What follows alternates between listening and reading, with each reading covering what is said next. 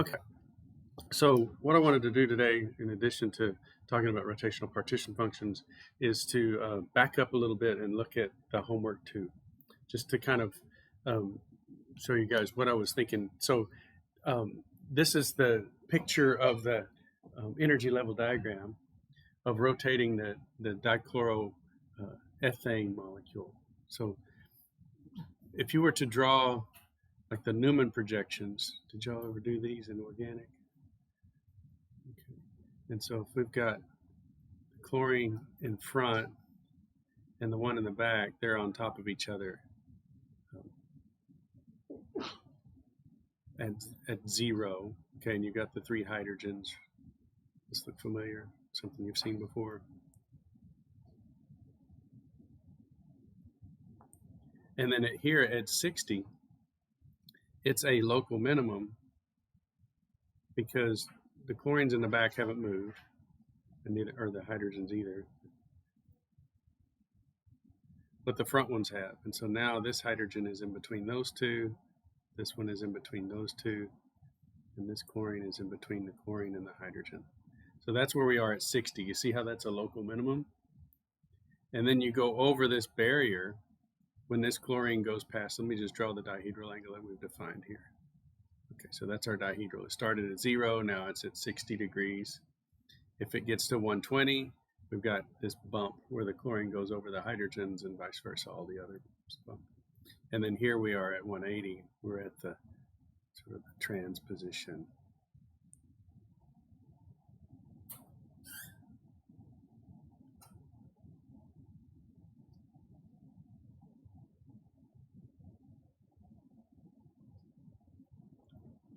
Does that make sense?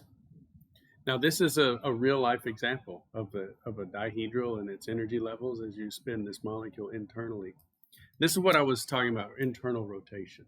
So one of the things that we talk about vibrations in a molecule, and that could be stretches, it could be these internal bending motions and so on. And a dihedral rotation is one where is a vibration of the molecule, where you've got these chlorines on opposite sides, they're vibrating like this, trying to twist around that sigma bond. At low temperatures, it's a harmonic oscillator vibration, but as you start to raise the temperature, you see this fails the harmonic oscillator. So when I say internal rotation is a failure of the harmonic oscillator, it's because the harmonic oscillator for this motion would come up like a parabola and go up to infinity. And you see that that's not what this energy level does, right? So that would be the harmonic oscillator.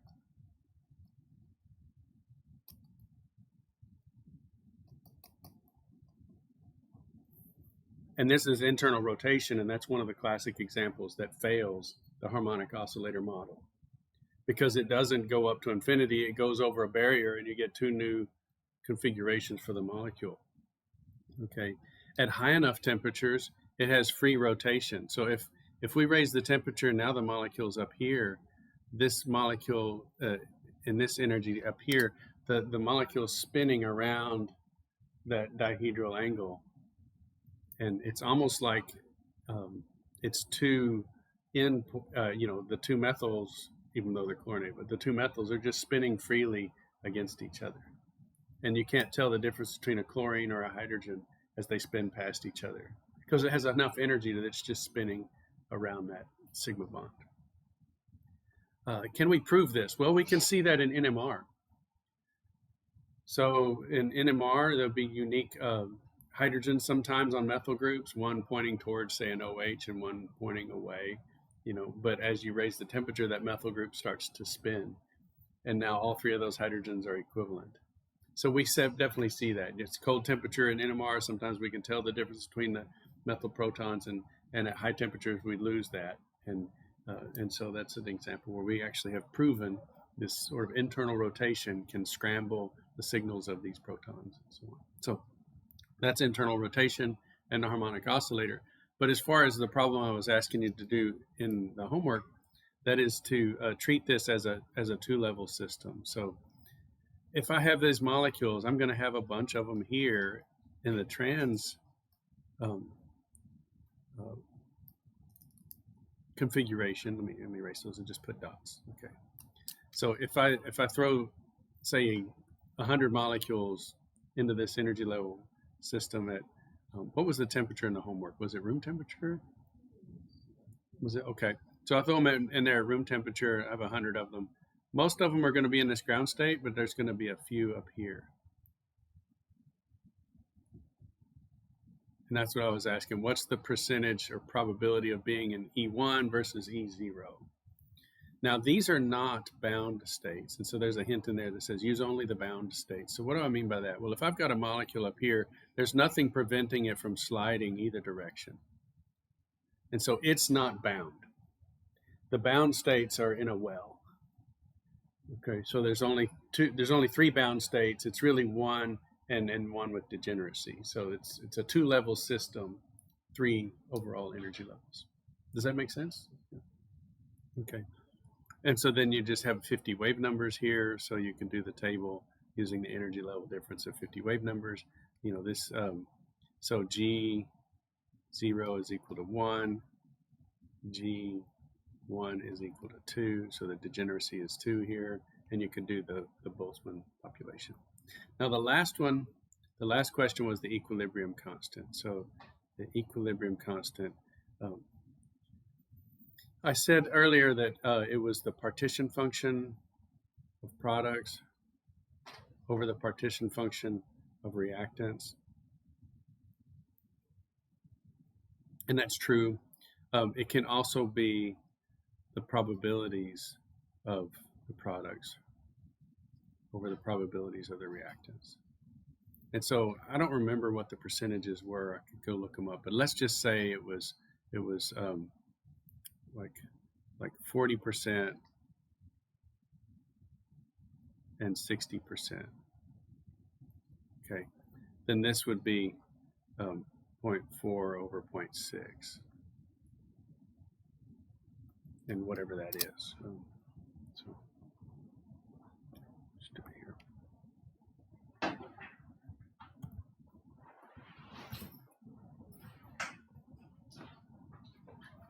See if I can find that calculator. Yeah, so 0.67 would be the equilibrium constant.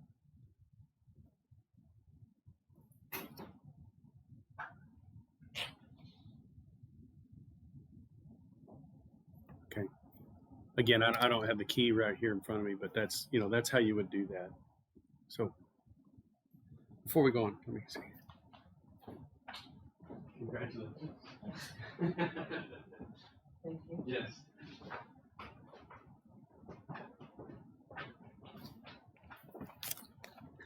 I was just explaining some of the thoughts behind that homework set and how, but it's on the video, so you can go back and check it. Okay. Yes.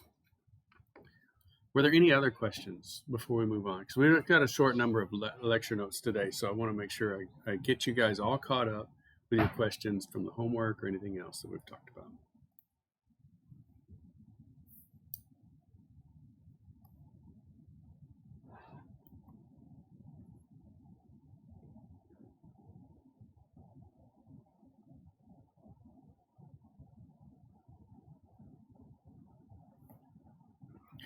This week's lab is going to be discussing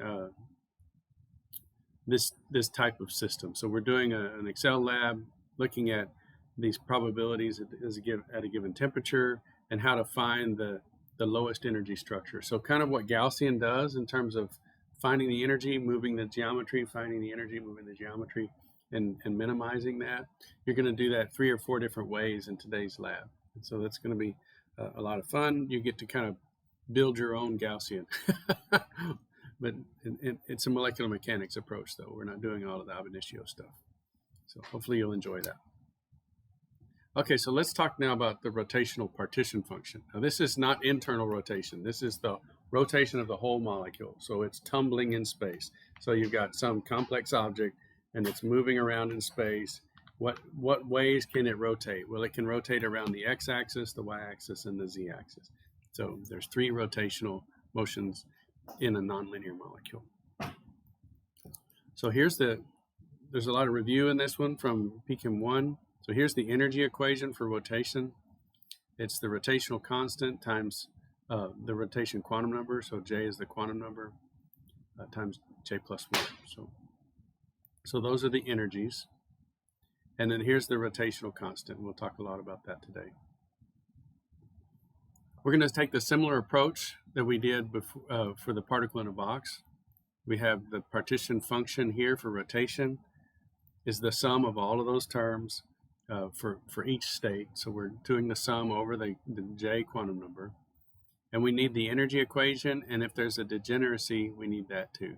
And it so happens that in rotation, there is a degeneracy. So that's the equation for the degeneracy of rotational motion. Now, we've seen this before, this 2J plus 1 degeneracy. So in atomic orbitals,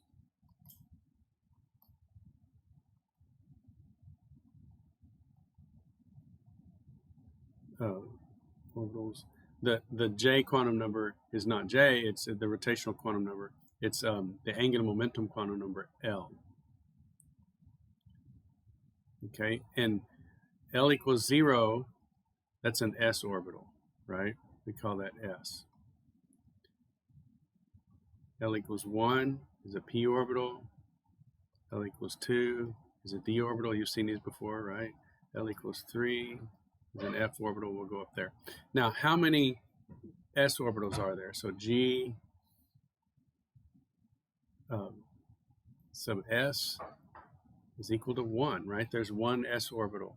But let's look at P orbitals. G sub P. How many P orbitals are there? There's 3, Px, Py, and Pz. Okay. And the D orbitals, 5. So what are these degeneracies? Let's go ahead and do F. 7. Okay. So what is 2L plus 1?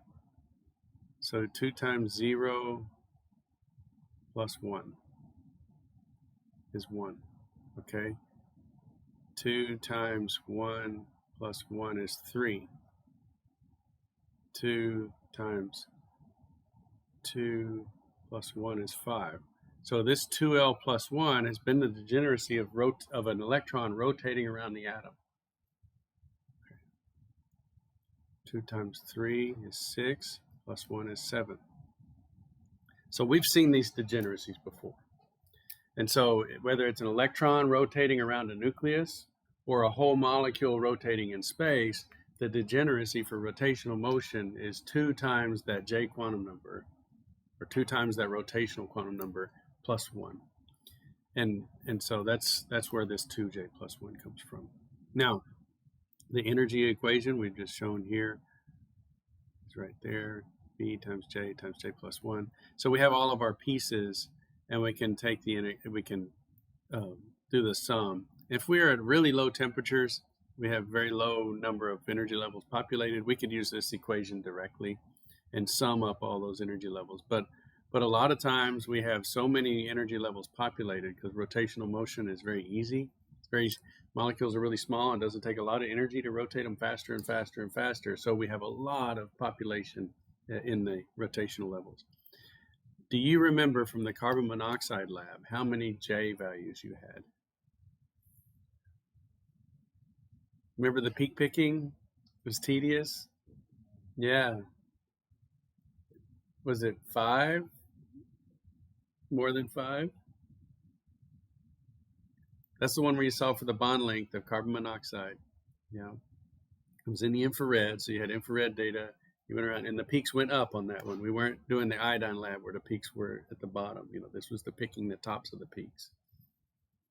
And they were equally spaced by 2 times the rotational constant, so 2b. Remember that? We did a regression analysis. We had minus m cubed and plus m and all of that. So do you remember what the full range of J values was? At all? No clue. Really? Anybody?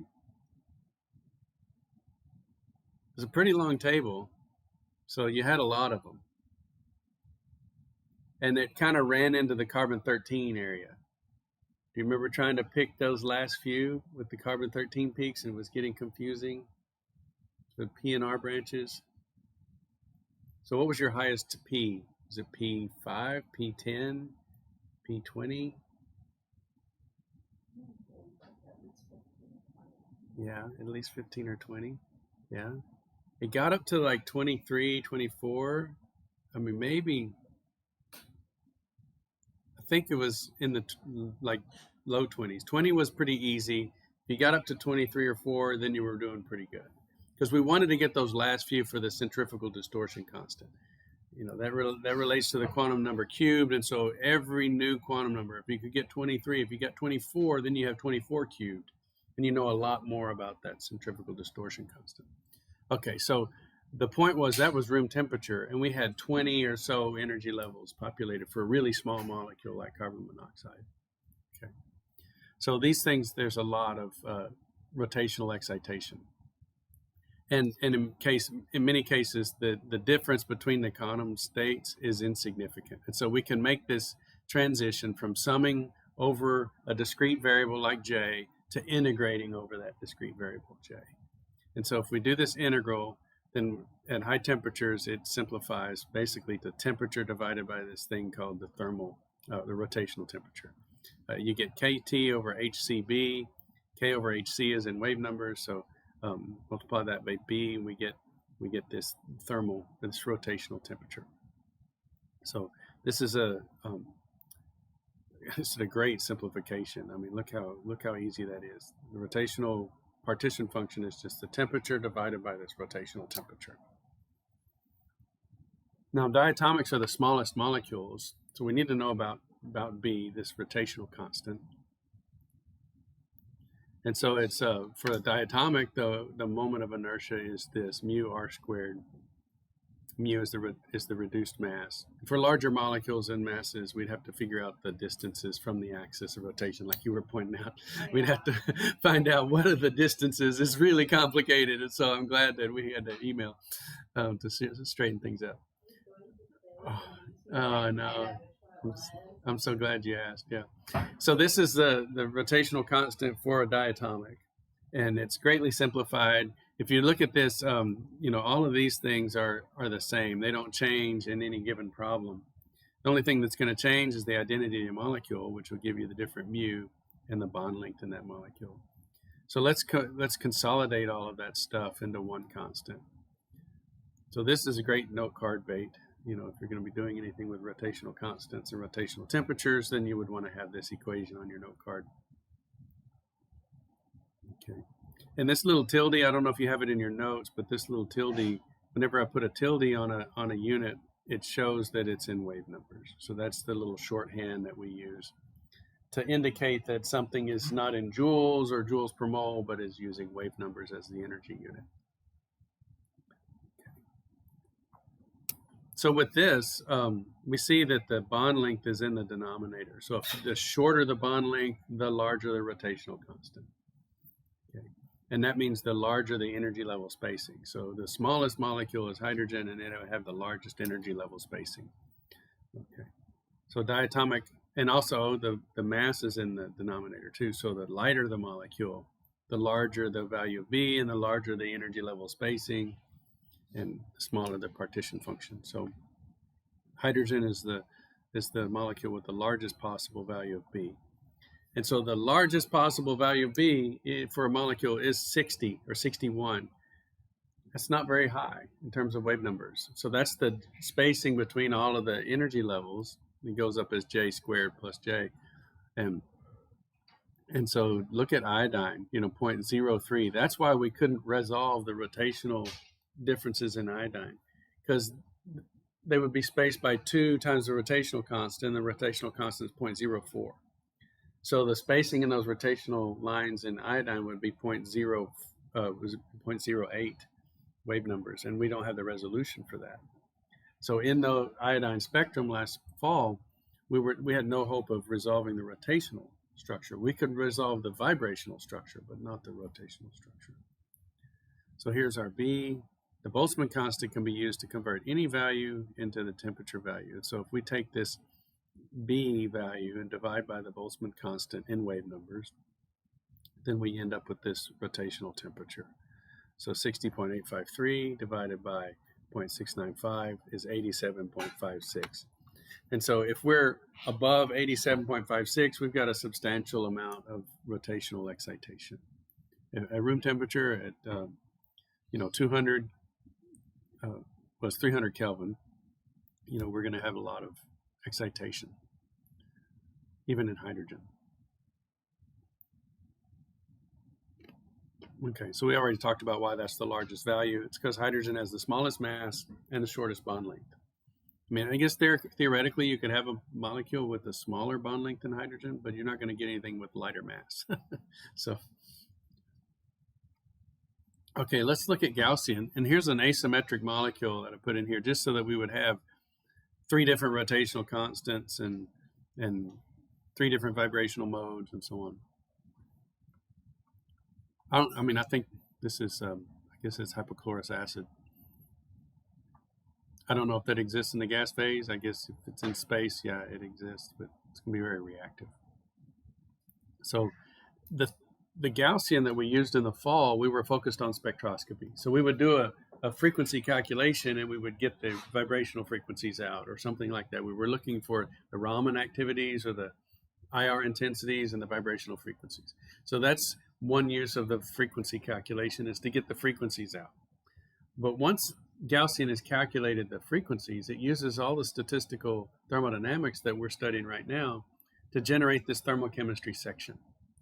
Now, the nice thing about Gaussian is that you can put in different temperatures and pressures too. So, if we see right here that this particular thermochemistry output is using this temperature in Kelvin, this pressure in atmospheres, and we could specify a new frequency calculation for this molecule and say run it at 600 Kelvin or 2 atmospheres, and it would go through and it would calculate all these thermodynamic values. It also uses these isotopic masses. So all of these thermochemical values are done for particular isotopes, not the masses on the periodic table. So look at this for chlorine. This is 34.96, whereas up there on the periodic table, it looks like it should be 35.45. But that's not the isotopic mass. That's the average mass of the 2 isotopes. So this is the chlorine 35 isotope. You could also specify in the input section of Gaussian on the chlorine line, you could specify the isotope that you want. You could put in 37 and it would calculate all of these for the chlorine 37 isotope. Okay. So that's the beginning of the thermochemistry section. And then you scroll down a little bit further, you see I've got some 3 dots, meaning there's some missing lines there. It tells you this is an asymmetric top molecule. The symmetric top is 3-fold symmetry or greater. So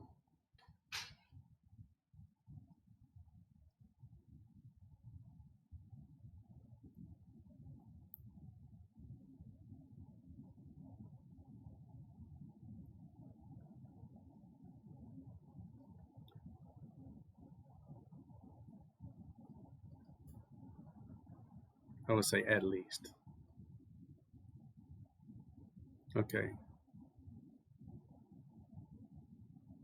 Meaning it has a C3 axis. It could have a C4 axis, a C5 axis, but it has at least a C3 axis. Okay. So does water have a C3 axis? No, it has a C2 axis. So water is an asymmetric top. This molecule has no rotational symmetry, so it is an asymmetric top.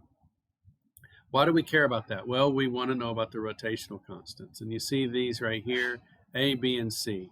Now, why did we only talk about B in the fall semester? We only talked about the rotational constant B, and all the way up through this notes to this point, we've only talked about B. The rotational constant was B. But there's actually 3 rotational constants in molecules, A, B, and C.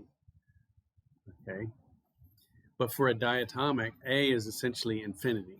It's undefined, and B and C are equal. So since B and C are equal, we just talk about B because C is the same as B. So rotation around X and rotation around Y for a diatomic molecule are the same, and rotation around Z, that moment of inertia is in the denominator, and there's 0 moment of inertia for rotating a linear molecule around the axis. It's not defined. So the bond length or the distance of the atom from the axis is 0. So you're dividing by 0, so A is infinity or not defined. So we just skip A, we talk about B, and C is equal to B. So we just really talk about B. So all of our rotational constants in the fall semester, since we only dealt with linear molecules, was B. But in reality, when you have an asymmetric top, you have A, B, and C. Now they have the same formula as before, that's 16 something wave numbers, whatever, divided by mu, divided by r squared, okay? And so this is, again, the rotational constant, the larger the rotational constant, the smaller the mass and the smaller the distance from the rotating axis. So look at these three rotational constants. There are three different ones. One's rotational temperature, but these are the rotational constants in gigahertz. We don't really do much in gigahertz, but you can see that this one's big and those two are small, okay? So which rotation do you think this one is? Remember, the bigger the rotational constant, the smaller the mass, and the smaller the distance from the axis of rotation. So this molecule, we'll pick the center of mass, we'll put it right there, and we'll do X and Y and Z. That hydrogen doesn't really tilt the molecule much off the Z axis, okay? So rotation around Z would be RZ, right? And then, you know, this is RX. And then this one is RY. Does it make sense? The three ways you can rotate the molecule? So which of those rotations, Rx, Ry, Rz, do you think is the big one? A.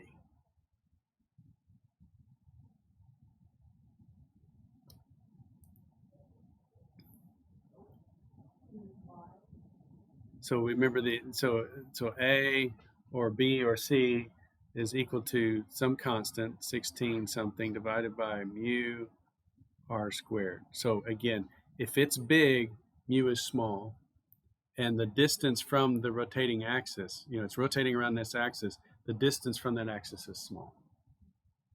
Okay. So let's just focus on the mass effect for this point. Which is the smallest mass? Hydrogen. And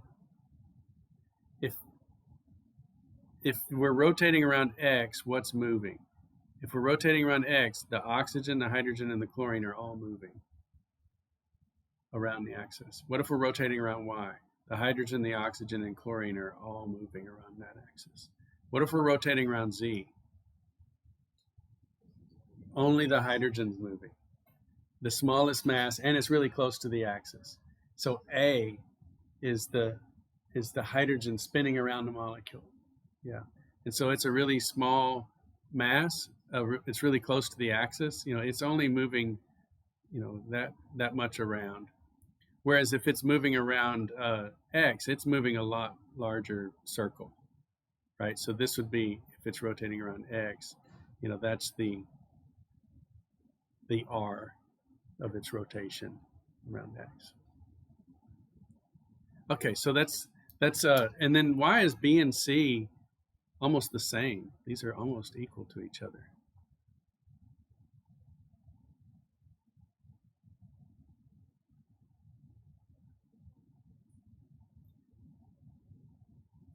What would happen to this molecule if we deleted the hydrogen?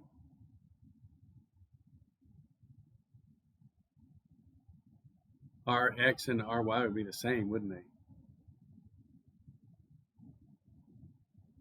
Because it's just the oxygen and the chlorine rotating around the x-axis or rotating around the y-axis.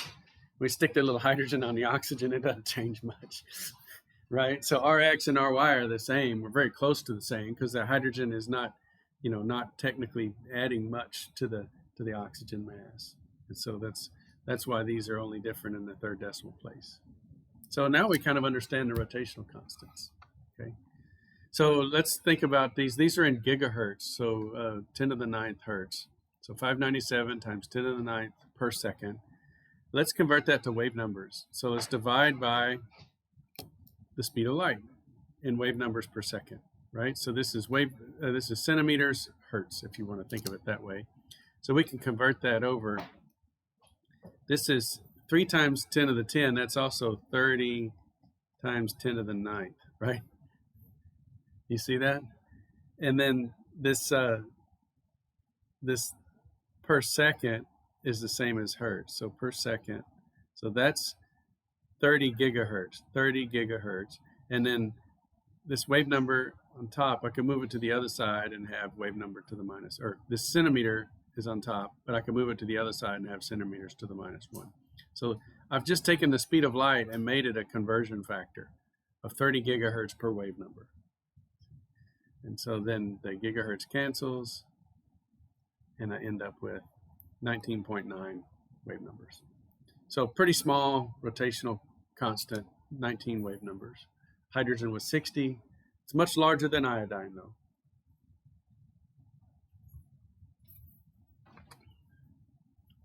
Okay, let's see what the temperature is, rotational temperature. So that 19.9 wave numbers, we could divide by that Boltzmann's constant in terms of wave numbers per Kelvin. So this was K over HC right here. That's also something you need to just know because we use it so many times, 0.695 wave numbers per Kelvin. And so then we end up with 28.63 Kelvin. And that's pretty much, I mean, we rounded the 597 so that we get to pretty much the same number. So this number right there.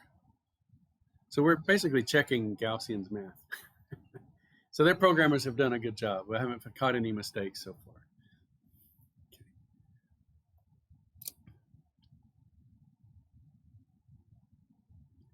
Okay, so the rotational partition function at reasonably high temperatures, if that temperature is greater than that rotational temperature, then we can use this equation. It's pretty simplified.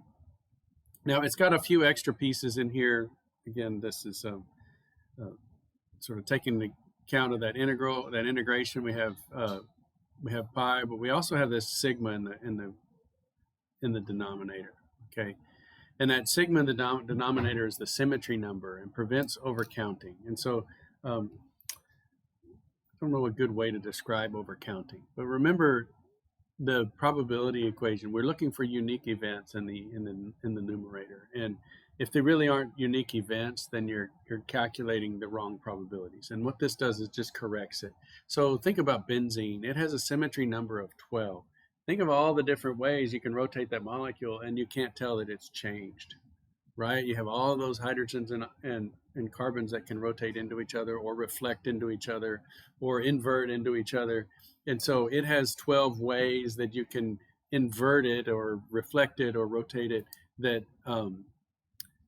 would create incorrect statistics. Let me just say it that way. And so this symmetry number corrects that.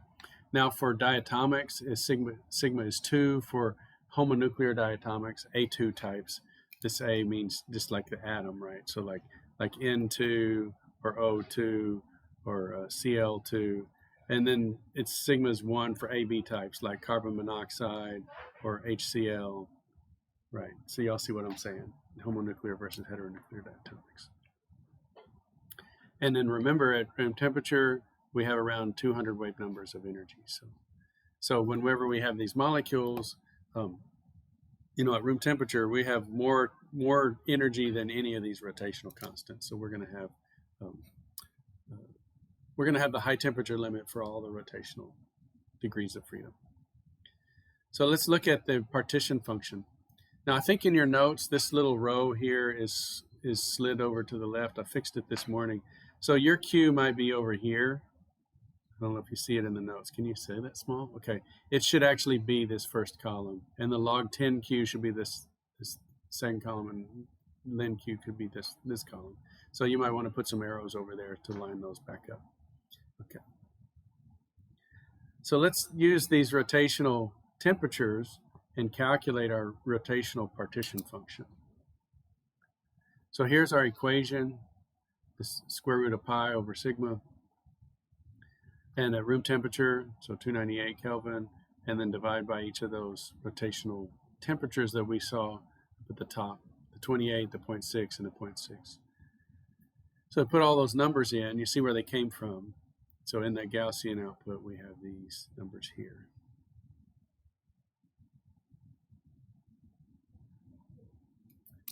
And this is definitely an asymmetric top. It has no symmetry. So the sigma is going to be 1. Okay, right here, because it's an asymmetric top.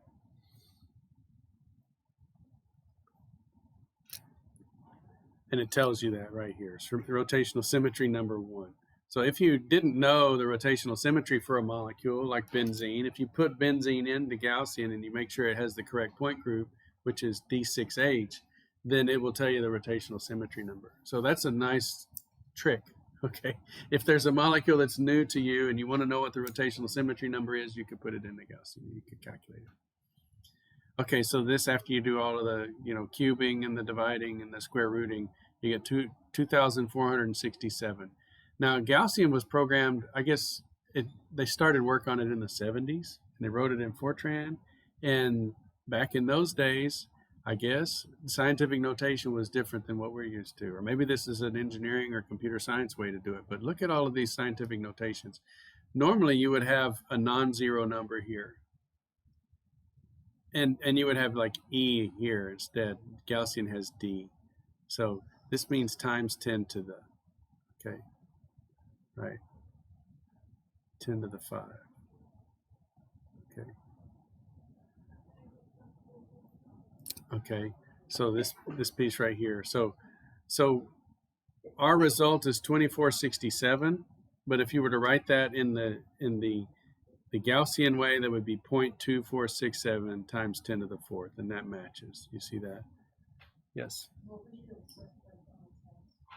Oh, well, if you were to type this in either one of these ways into, say, Blackboard, it would give you the right answer because it knows from the numerical answers what you're doing. So you could do E instead of D. So if you wrote this, you could write 2467. You could write 2.467 E plus 3, and that would work.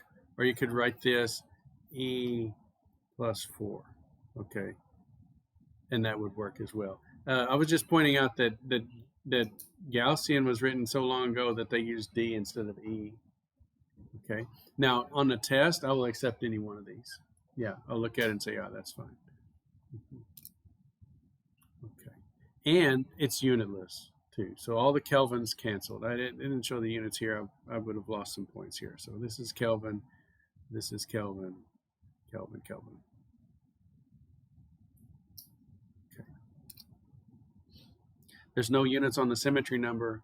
And all of those kelvins should cancel. So if you're ever doing a partition function calculation and the units don't cancel, you got a problem. So it's always good to show how those units cancel. Okay, so let's look at the rotational partition function as a function of temperature. So down here, I just sort of have it as a generic temperature versus rotational temperature. So you see it's still curved as we're, as temperature is matching the rotational temperature, but it gets up here and it starts to take off in a more linear fashion. And so down here at the bottom, we would actually calculate it, and it wouldn't actually go to 0, it would go to 1. Okay. And so it would curve like that.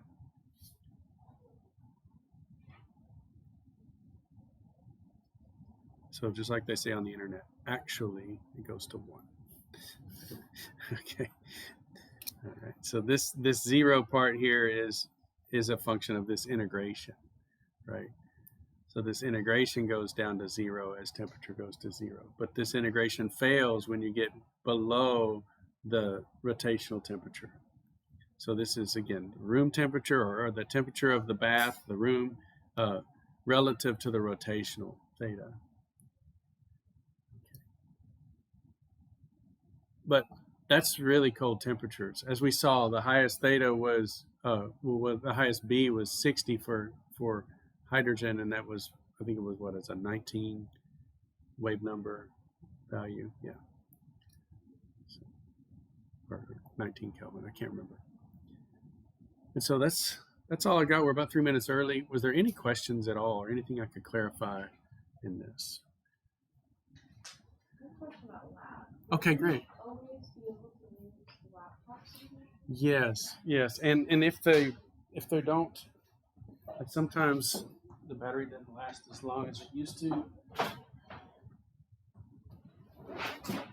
Well, yeah, and there's some power cords under here, some cord reels, and so you can just plug it in and run a cord reel back, and then plug the laptop in. Okay, so that's sort of a nice safety net because you don't want it to die on you while you're working. Okay, so yeah, you can use these laptops anytime you have lab, and that'll help you because then you know all of the the Excel and everything is loaded on it. Okay, all right, great.